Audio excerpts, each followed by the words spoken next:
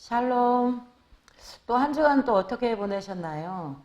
하나님의 은혜의 자녀의 모습으로 하나님의 음성에 귀 기울이면서 사시긴 하셨나요? 우리가 하나님의 우리에게 주신 은혜는 참 놀랍고 큰데 우린 때로는 그 놀라운 은혜를 잊어버리고 사는 것 같아요.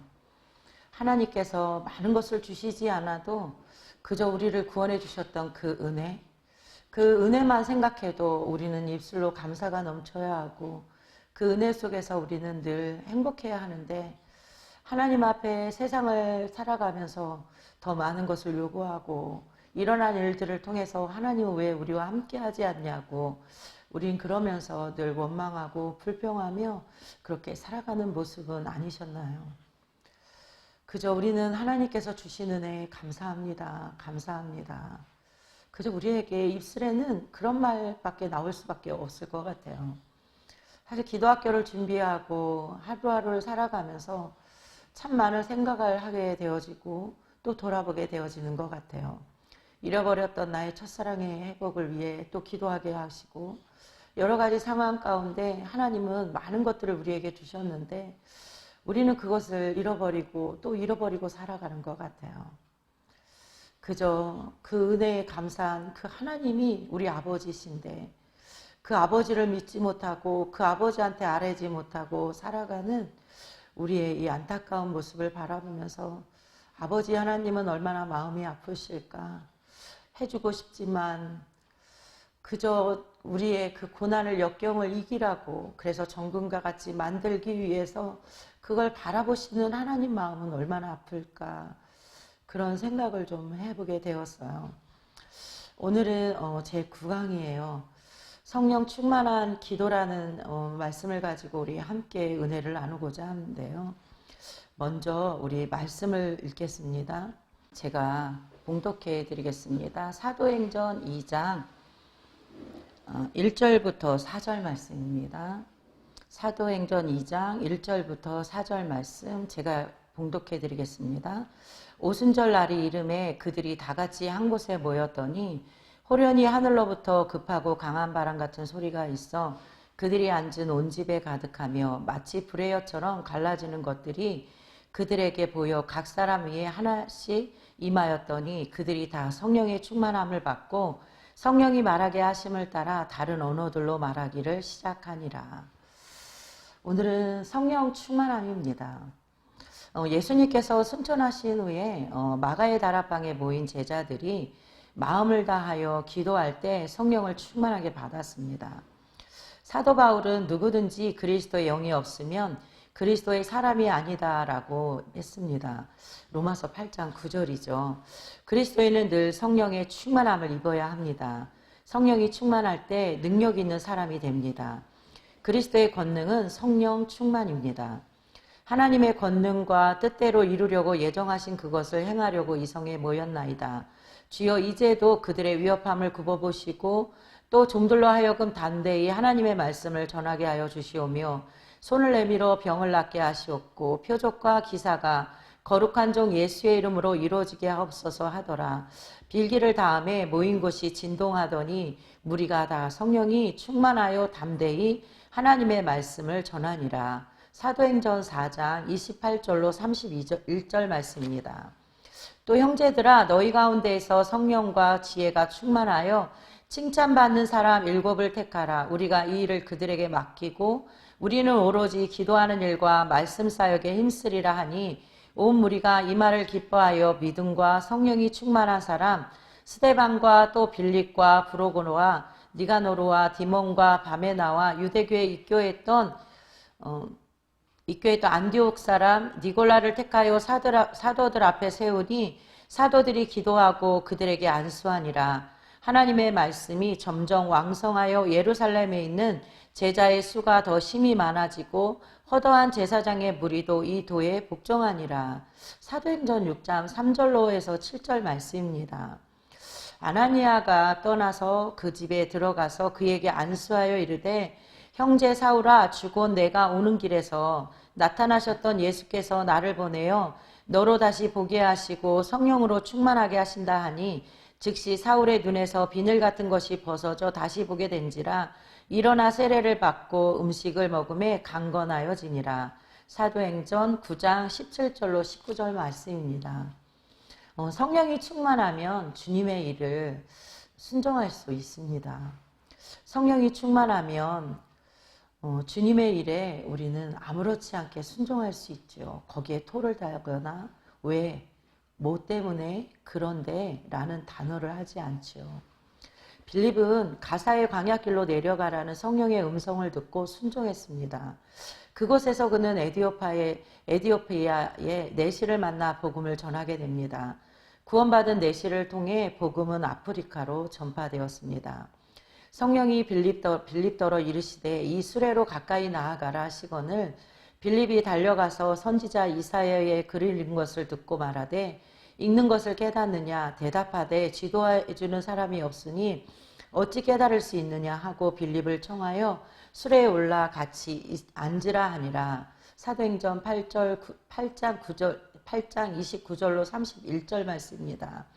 베드로 역시 성령의 말씀을 듣고 순종하여 가이사랴로 갔습니다. 그곳에서 복음을 전하며 이방인에게도 성령이 임하게 되었던 것입니다. 베드로가 환상에 대하여 생각할 때에 성령께서 그에게 말씀하시되 두 사람이 너를 찾으니 일어나 내려가 의심하지 말고 함께 가라. 내가 그들을 보내느니라 하시니 바울은 성령이 아시아와 비두니아로 가는 길을 허락하지 않아서 빌립보로 가서 복음을 전했습니다. 바울의 순종 덕분에 빌립보에서 유럽으로 복음이 전파되어 땅끝까지 증인이 되라는 사도행전 1장 8절의 말씀이 이루어졌던 것입니다. 성령이 아시아에서 말씀을 전하지 못하게 하시거늘 그들이 부르기아와 갈라디아 땅으로 다녀가 무시아 앞에 이르러 비두니아로 가고자 했으되 예수의 영이 허락하지 아니하시는지라. 사도행전 16장 6절로 7절 말씀입니다. 앞에 읽었던 모든 말씀이 성령에 충만해져서 그들이 자기의 자기의 생각대로 한 것이 아니라 하나님의 말씀에 순종했던 거죠.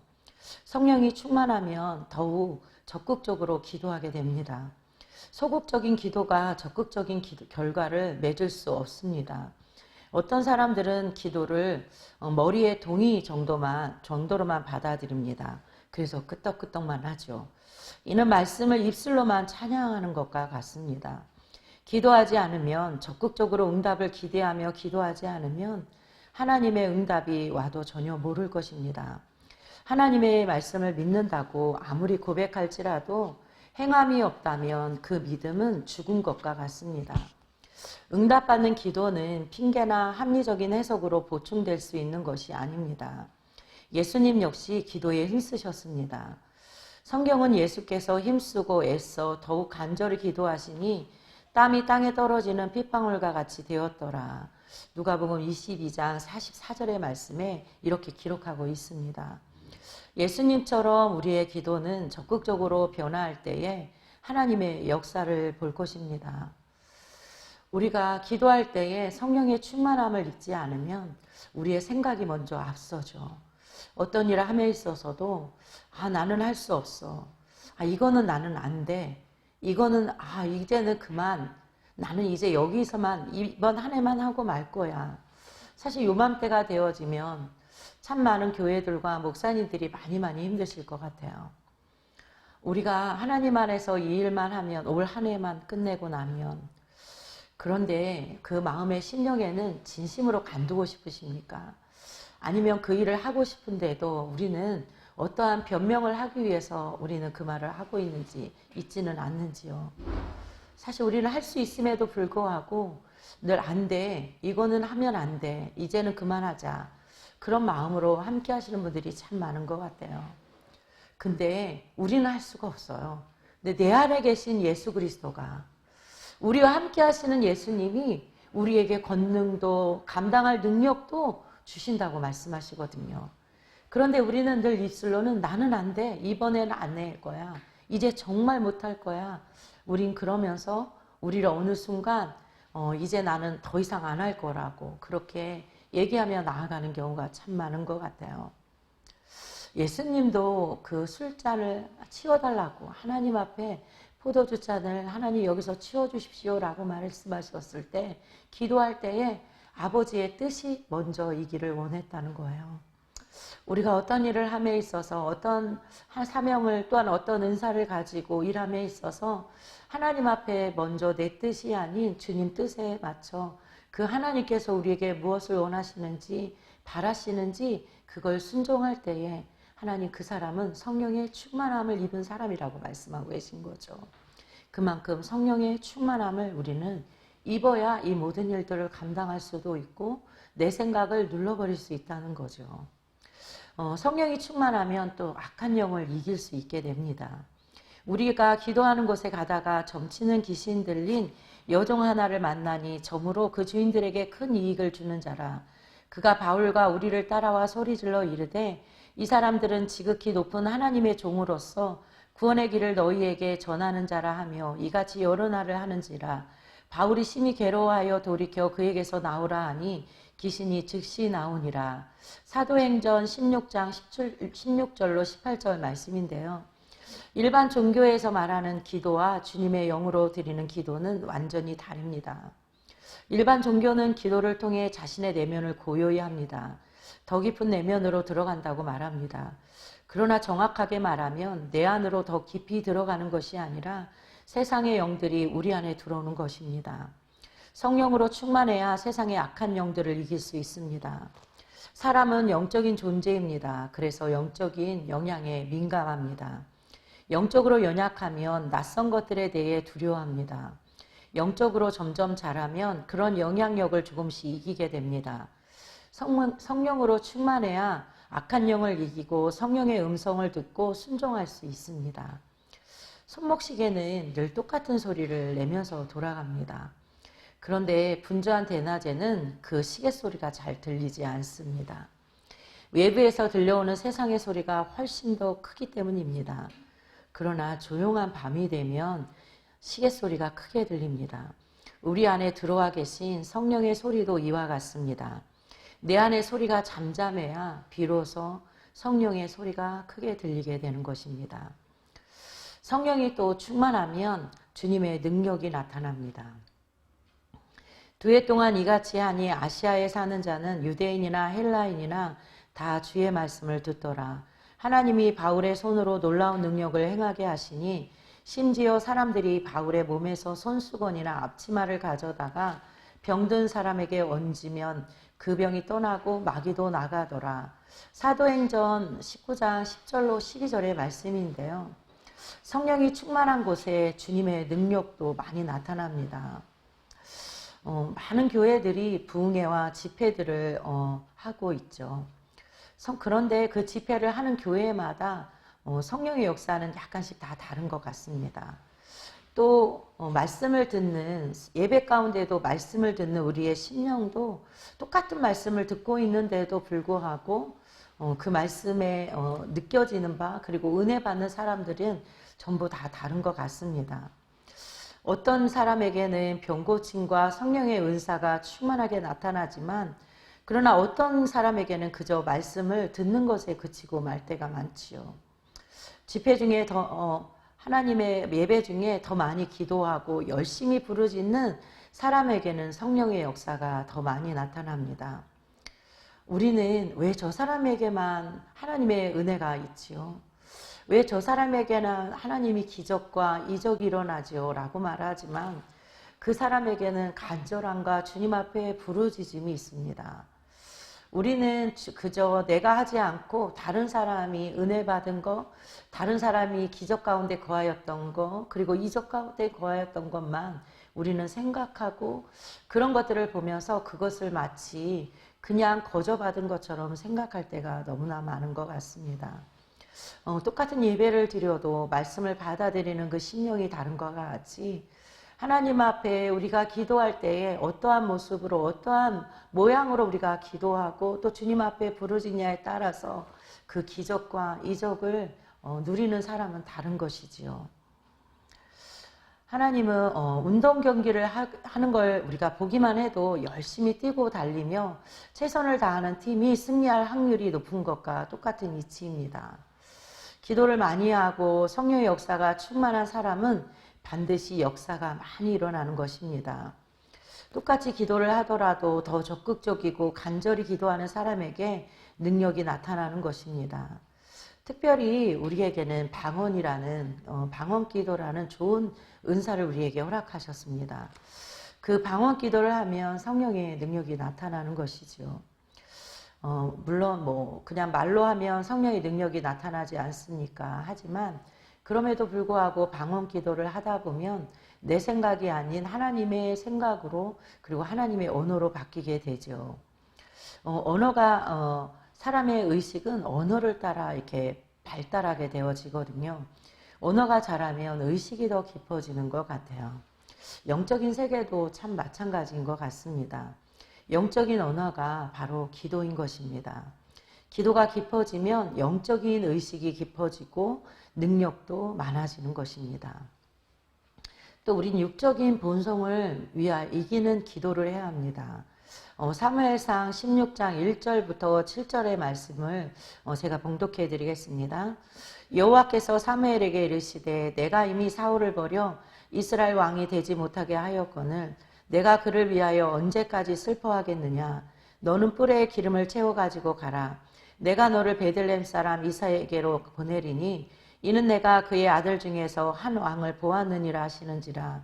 사무엘이 이르되 내가 어찌 갈 수 있으리이까. 사울이 들으면 나를 죽이리다 하니 여호와께서 이르시되 너는 암송아지를 끌고 가서 말하기를 내가 여호와께 제사를 드리러 왔다 하고 이새를 제사에 청하라. 내가 내게 행할 일을 가르치리니 내가 내게 알게 하는 자에게 나를 위하여 기름을 부을지니라. 사무엘이 여호와의 말씀대로 행하여 베들레헴에 이르매 성읍 장로들이 떨며 그를 영접하여 이르되 평강을 위하여 오시나이까. 이르되 평강을 위함이니라. 내가 여호와께 제사로 왔으니 스스로 성결하게 하고 와서 나와 함께 제사하자 하고 이새와 그의 아들들을 성결하게 하고 와서 나와 함께 제사하자 하고 이새와 그의 아들들을 성결하게 하고 제사에 청하니라. 그들이 오매 사무엘이 엘리압을 보고 마음에 이르기를 여호와의 기름 부을 자가 과연 주님 앞에 있도다 하였더니 여호와께서 사무엘에게 이르시되 그의 용모와 키를 보지 말라. 내가 이미 그를 버렸노라. 내가 보는 것은 사람과 같지 아니하니 사람은 외모를 보거니와 여호와는 중심을 보느니라 하시더라. 아멘. 사무엘은 사울을 왕으로 세웠지만 곧 후회하게 됩니다. 어느 날 하나님이 새로운 왕을 이미 정하여 두었으니 그 사람에게 기름을 부어 왕으로 세우라고 하십니다. 사무엘은 사울로 인하여 눈물로 기도하였고 하나님은 놀라운 방법으로 응답하셨습니다. 이세 아들 중에 왕을 택하여 기름 붓는 장면은 언제 봐도 놀랐습니다. 사무엘의 생각이나 아버지 이세의 생각대로 된 것이 전혀 없습니다. 오직 하나님의 뜻대로 다윗이 기름 부음을 받습니다.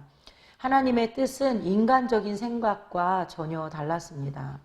기도하지 않을 수 없는 이유입니다. 기도해야지만 우리가 육적인 본능을 이기고 하나님의 인도를 받을 수 있습니다. 기도를 하면 우리 안에 있는 내적인 감각들이 살아납니다. 인간은 결심하고 각오했다고 해서 육의 본능을 이기며 살 수 없는 존재입니다. 그 안에 영적인 능력이 살아나야 합니다. 기도를 하면 점점 하나님의 임재에 대해 예민해지고 주님을 사모하게 됩니다. 기도하면 반드시 주님을 경험하게 되기 때문입니다. 하나님의 음성을 우린 들어야 합니다. 여호와께서 사무엘에게 이르시되 내가 이미 사울을 버려 이스라엘 왕이 되지 못하게 하였거늘 내가 그를 위하여 언제까지 슬퍼하겠느냐. 너는 뿔에 기름을 채워가지고 가라. 내가 너를 베들레헴 사람 이새에게로 보내리니 이는 내가 그의 아들 중에서 한 왕을 보았느니라 하시는지라. 사무엘상 16장 1절의 말씀입니다. 하나님 앞에 우리는 하나님의 음성을 들어야 합니다. 하나님께서는 사무엘에게 더 이상 괴로워하지 말라고 말씀하고 계시죠. 그동안 사무엘은 사울 때문에 잠을 잘 수가 없었습니다. 왕이 하나님 앞에 바르게 서지 못하면 곧 나라가 어려움에 빠질 수밖에 없습니다.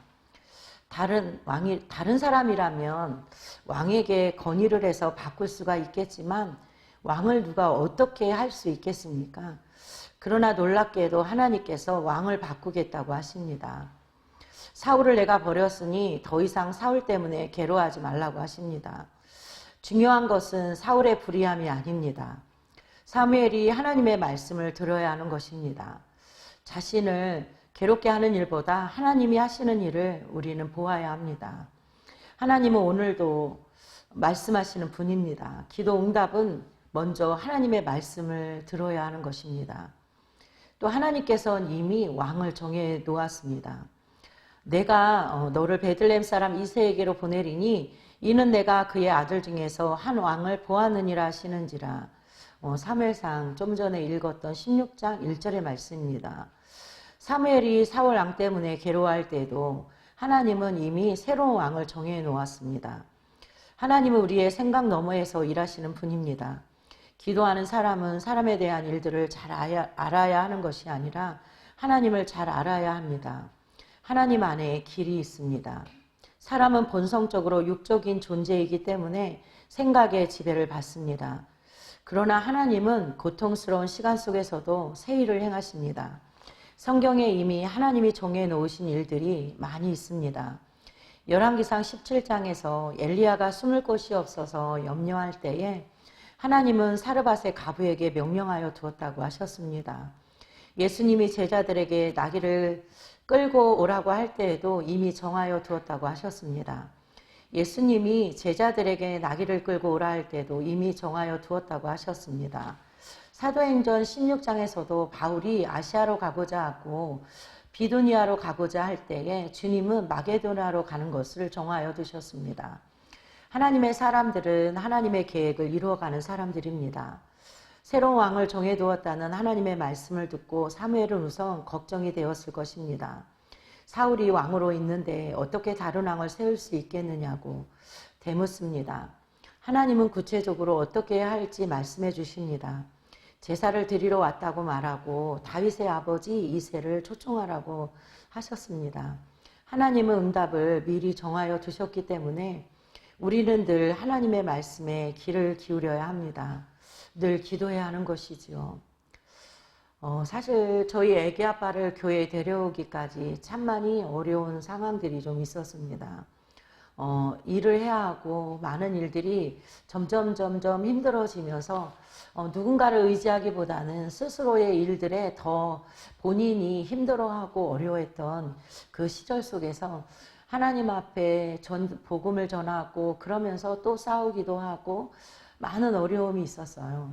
그런데 그럴 때마다 하나님은 사랑이라고 말씀하시는데 우리 스스로가 그것을 견디지 못해서 내 안에 있던 분노가 표출이 되어지고 그것을 따르지 않는 내 남편에게 점점 화를 내고 왜 그렇게 살지 못하느냐고, 왜 하나님을 믿지 못하느냐고, 내가 만난 하나님을 왜 자기는 모르느냐고 늘 따지고 싸우며 그것을 통해 많은 어려움이 있었던 시절이 있었습니다.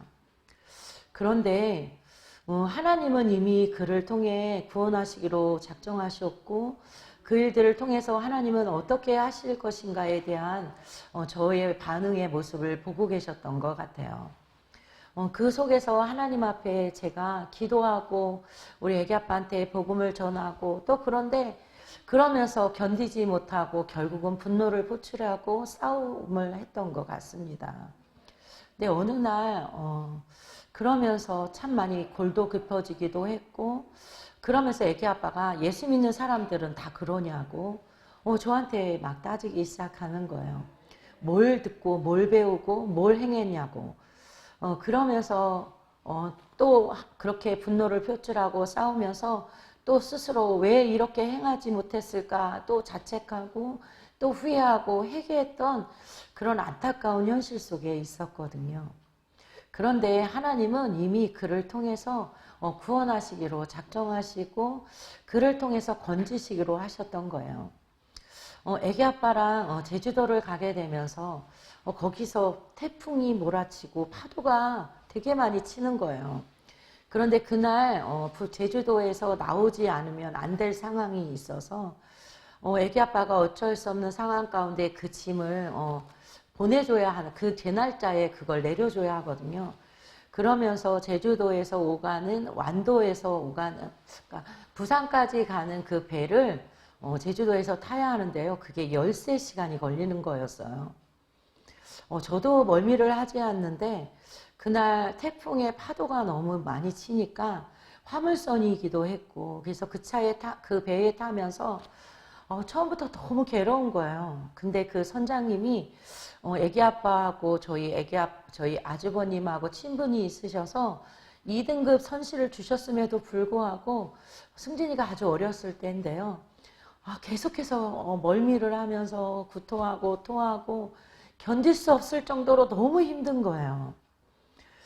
그러면서 너무 괴로워하니까 애기 아빠가 그 전에 제가 복음을 전하고 그러면서도 끄떡한턴 그 사람이 저하고 승준이가 둘이 너무 괴로워하고 힘들고 어려워하니까 애기 아빠가 자기 스스로 무릎을 꿇고 그렇게 기도하는 거예요. 승미를 살리신 하나님, 승미가 믿는 하나님, 그리고 우리 승준이를 사랑하시는 하나님이 계시다면 이 시간 저 둘을 재워주세요. 그래서 멀미를 하지 않고 도착할 때까지 깨워주지 않으셨으면 좋겠어요. 그러면 제가 교회에 갈게요. 그렇게 고백을 했다고 합니다. 그러면서 놀라운 일이 생겼어요. 저하고 승준이가 눈을 떼니까 부산항이더라고요. 이미 부산항에 도착해 있는 거예요. 멀미로 인해서 토하고 또 구토하고 둘이 계속해서 괴로워했던 그 상황이 이미 다 지나고 이미 부산항에 고요하게 도착해서 아무렇지 않은 듯 우리가 배에서 내려서 짐을 제대로 갖다 주고 그리고 저희 애기 아빠와 집에 돌아왔거든요. 근데 그런 속에서 애기 아빠가 하나님 앞에 약속을 했잖아요. 제가 주님 앞에 나아가겠습니다. 그렇게 기도했는데 애기 아빠가 그걸 믿지 않았던 모양이에요. 그러면서 다시 그가 일을 하게 되었고 토요일도 주일도 일을 하게 되었어요. 근데 참 희한한 일이 생겼어요. 지금은 이렇게 화물차들이 돈을 받으면 옛날에는 다 현금을 주셨거든요. 근데 지금은 뭐 외상도 하고 나중에 주기도 하지만 그 옛날에는 그렇게 현금이 오갔었어요. 근데 애기 아빠가 그 돈을 가지고 다니는 그 지갑을 정말 그 지갑을 가지고 식당에를 딱 들어갔는데요. 다른 일을 하다가 식당에를 딱 들어갔는데요. 애기 아빠만 모르는 놀라운 일들이 있었나 봐요. 그 휴게소에서 밥을 먹고 나오면서 돈이요. 그 휴게소에서 막 흩뿌러졌던 거예요. 사람들이 막 뭐를 줍는데 자기 돈인지도 몰랐대요. 그러면서 애기 아빠는 화물차에 타서 다시 수원으로 오게 되었고 그러면서 지갑을 딱 열었는데 돈이 한 개도 없는 거예요. 근데 그걸 가지고 이 사람은 또 생활을 해야 하고 많은 것을 갚아 나가야 하고 이렇게 해야 하는데 지갑에 돈이 하나도 없는 거예요.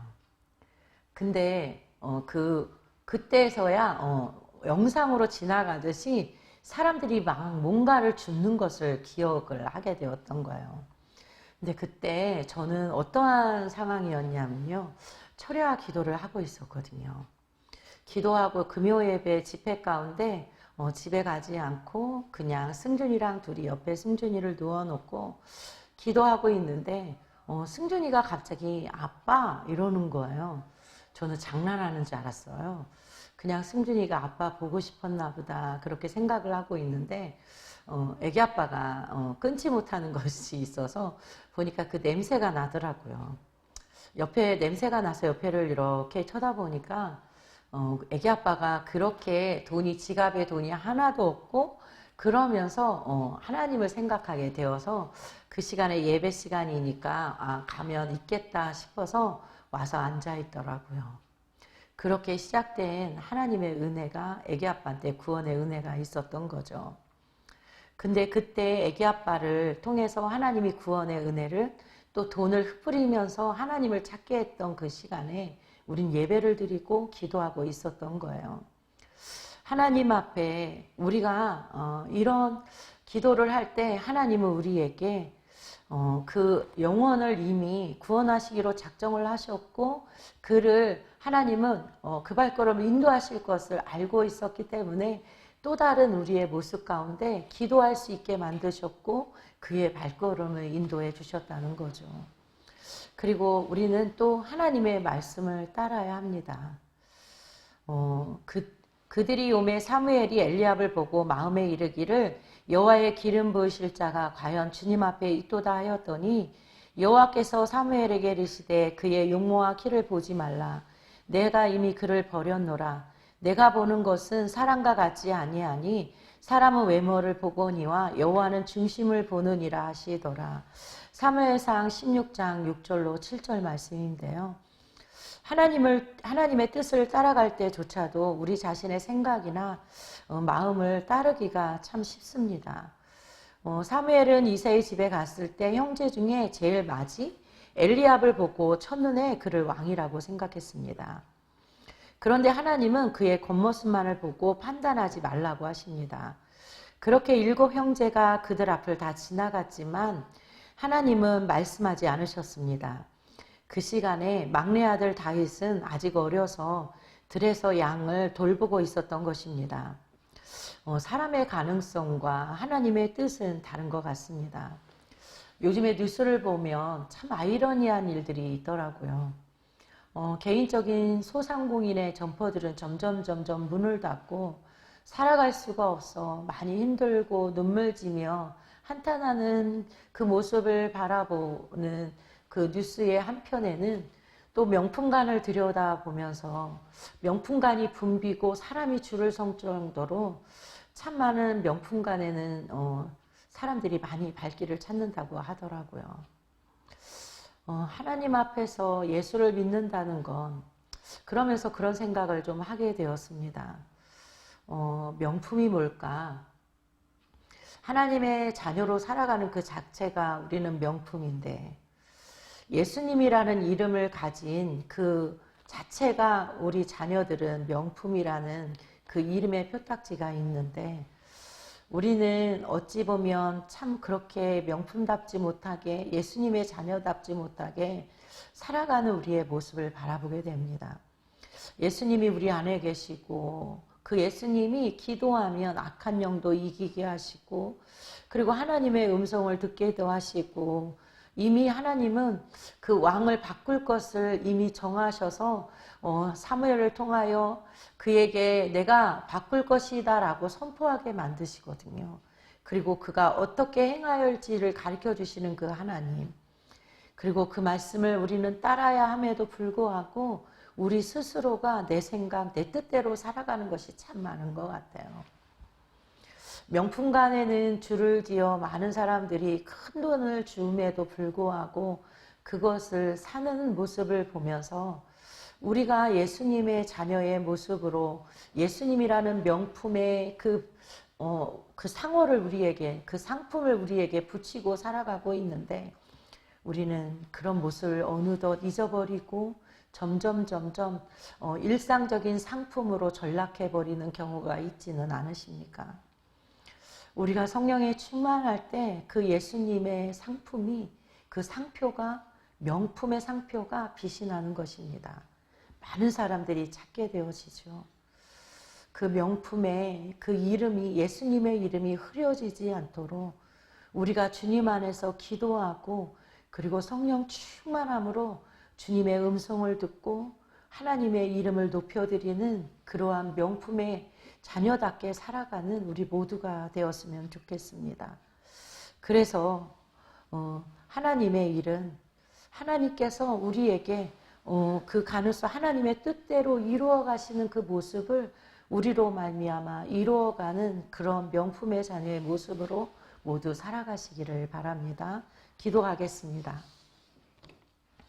아름다운 계절을 허락하여 주신 하나님 참 감사합니다.